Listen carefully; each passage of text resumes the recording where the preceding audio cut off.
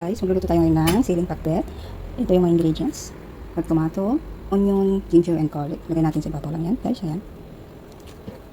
Lagay natin yan. Ayan. Tapos, dito lang siya, guys. Ayan. Ito maglalagay ng bagoong fish sauce. Ayan.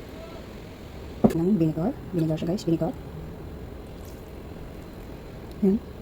Ayan. Ayan. Ayan. Ayan. Ito siya. Ito. Mantika. Ayan. Tapos sasalang na natin, guys. Sasalang na natin siya. Ito. Ayan. Ayan. Tapan natin. Tapan lang natin ng ganyan. Tapos patuyuin.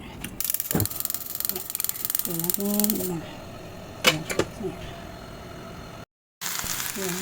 Ganito lang natin siya.